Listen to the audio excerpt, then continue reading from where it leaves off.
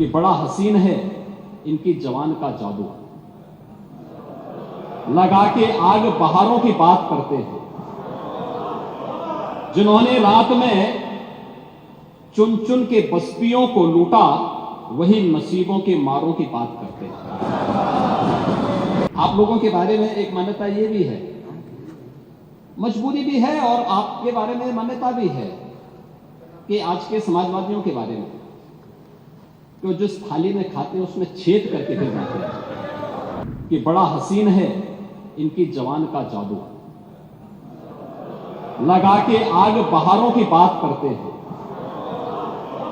जिन्होंने रात में चुन चुन के बस्तियों को लूटा, वही नसीबों के मारों की बात करते हैं।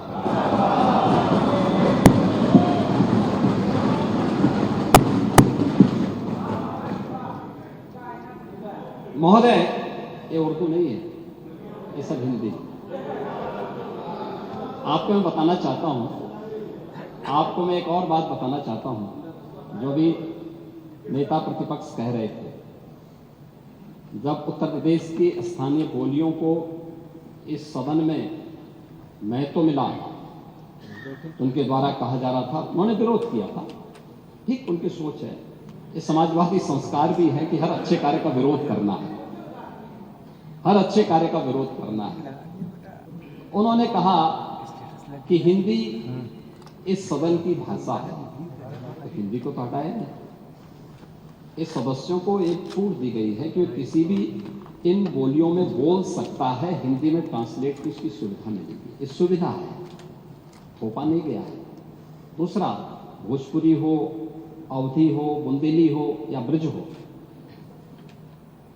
पांडे जी, इनकी लिपि भी देवनागरी है, कोई दूसरी लिपि नहीं है। संविधान के द्वारा घोषित जो व्यवस्था है उसी के दायरे में सारा कार्य हुआ है।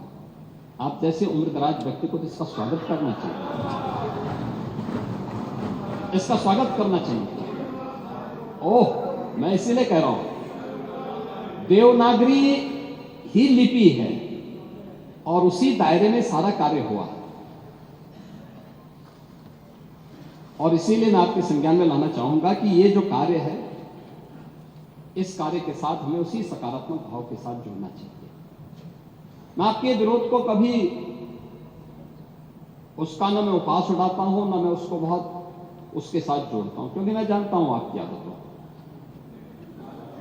मुझे मालूम है। आप लोगों के बारे में एक मान्यता ये भी है, मजबूरी भी है, और आपके बारे में मान्यता भी है कि आज के समाजवादियों के बारे में तो जिस थाली में खाते हैं उसमें छेद करके फिर जाते हैं।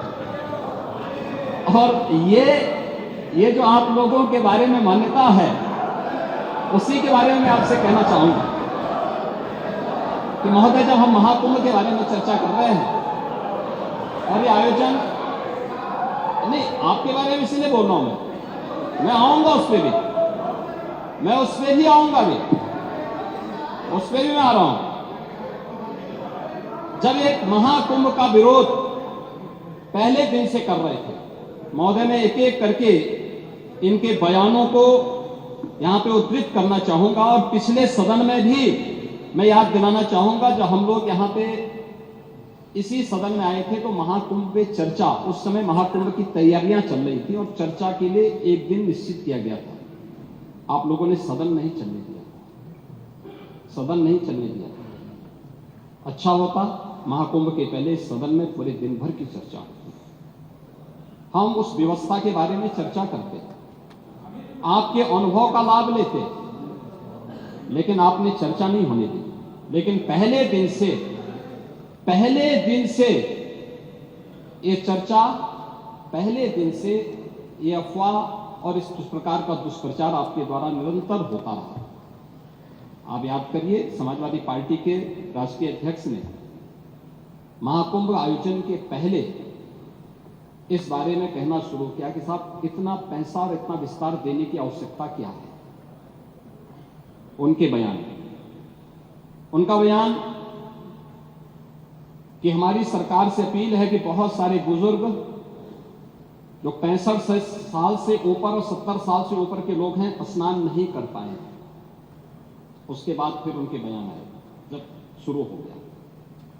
फिर लगातार अगर समाजवादी पार्टी के सोशल मीडिया हैंडल को देखें, वो आपके संस्कारों के अनुसारी भाषा का प्रयोग भी करते हैं और जिस प्रकार की भाषा का उसमें प्रयोग किया जाता है, मुझे लगता है किसी भी सभ्य सोसाइटी के लिए वो भाषा कभी शोभा नहीं देगी।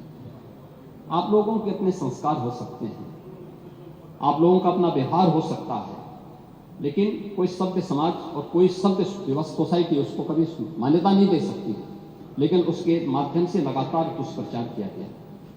यही नहीं, ये भी मांग हुई।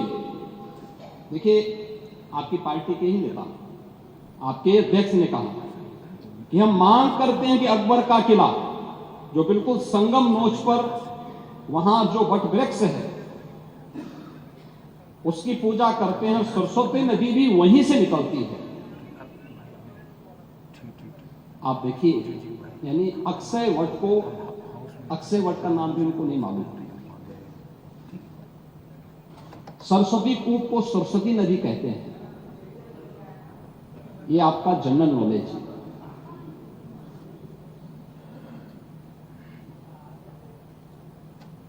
इन्होंने कहा महाकुंभ कोई शब्द नहीं, क्योंकि महायोजन के लिए बहुत सारा पैसा निकालना था, पैसे की बर्बादी करनी थी, इसलिए नाम भी इन्होंने महायोजन दिया।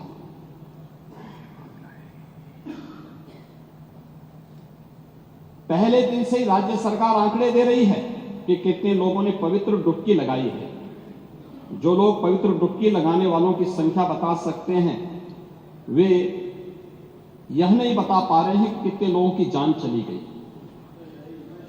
इनके एक सहयोगी आ रहे हैं, चिंता मत करिए, एक एक प्रश्न का उत्तर देंगे, थोड़ा पेशेंस रखिए। देखो, आप बोल रहे थे, मैं बहुत शांति से सुन रहा था, बहुत शांति से। आप ही के एक सहयोगी श्री लालू यादव जी कह रहे हैं, अरे ये सब कुंभ का क्या कोई मतलब है, फालतू का कुंभ है। यानी सनातन धर्म के इस महायोजन को फालतू उनको दिखाई देता है। और इनके एक और सहयोगी उससे भी 2 कदम आगे आकर के कहती हैं कि महाकुंभ मृत्यु कुंभ में बदल गया है। ये क्या है? ये क्या है? मल्लिकार्जुन खड़गे, कांग्रेस के नेता, अध्यक्ष, कहते हैं कुंभ भगदड़ में हजारों लोग मारे गए।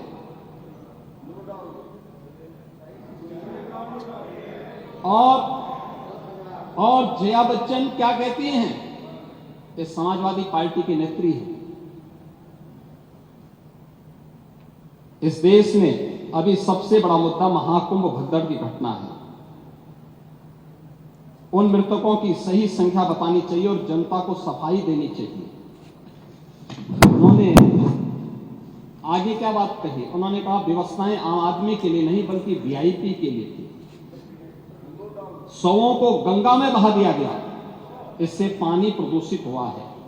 यही पानी लोगों तक पहुंच रहा है। और ये इस प्रकार के गैर जिम्मेदाराना बयान समाजवादी पार्टी, कांग्रेस, आरजेडी और टीएमसी के नेताओं के द्वारा सनातन धर्म के जुड़े हुए सबसे बड़े आयोजन के प्रति दिए गए। महोदय, मैं ये जानना चाहता हूं कि क्या सनातन धर्म का अनुयायी बनना या सनातन धर्म के किसी आयोजन को भव्यता के साथ करना क्या कोई अपराध है? उस आयोजन को उन सीमाओं के साथ, उस आस्था को सम्मान देकर के आगे बढ़ाना क्या कोई अपराध है? और अगर अपराध है तो हमारी सरकार इस अपराध को कर रही है और आगे बढ़ रही है।